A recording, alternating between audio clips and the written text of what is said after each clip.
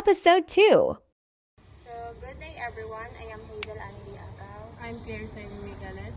At welcome ulit sa Entrepreneur Cyberspace Guide, ang podcast kung saan pinag-uusapan natin ang mga bagong teknolohiya at online tools na makakatulong sa ating negosyo.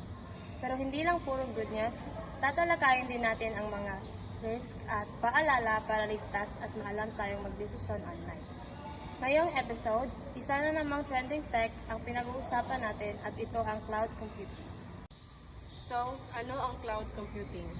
Minsan, narinig natin ang salitang cloud, pero hindi natin masyadong iniintindi. Ang cloud computing ay ang paggamit ng internet para sa store, ma-access, mag-process ng files at data. Hindi na kailangan ng sariling server o malaking hard drive. Yan ang power ng cloud computing.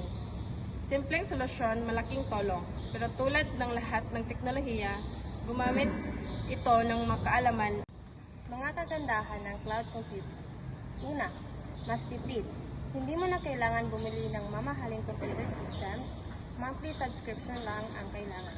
Minsan, libre pa nga kung basic lang.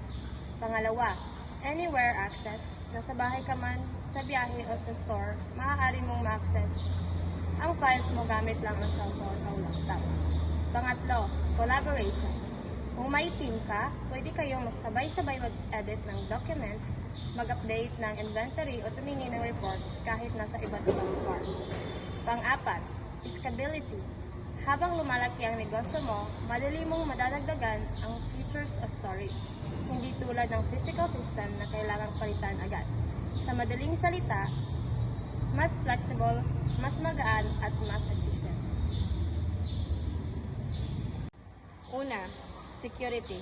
Dahil online ito, may mga chance na ma-hack ang account mo, lalo na kung mahina ang password o wala kang two-factor authentication. Pangalawa, dependence sa internet. Walang internet o wala ka ring access sa data mo, kaya laging siguraduhin na may backup plan ka. Pangatlo, data privacy. Hindi mo alam kung saan talaga nakastore ang data mo. Minsan nasa ibang bansa pa, kaya basahin mabuti ang terms and privacy policy na ginagamit mong cloud services. Ang mahalaga, piliin ang reputable provider. Huwag basta free tools na walang seguridad. Kung interesado kang subukan ng cloud computing para sa negosyo mo, heto ang ilang quick tips. First, magsimula sa free but secure tools tulad ng Google, Workspace, or Microsoft OneDrive. Gumamit ng strong passwords at i-activate ang two-factor authentication. Mag-training kahit basic lang para alam ng staff mo kung paano gumamit ng system ng maayos. At syempre, mag-backup ng data regularly para sigurado ka kahit may aberya. Yan ang power ng cloud computing. Simpleng solusyon, malaking tulong.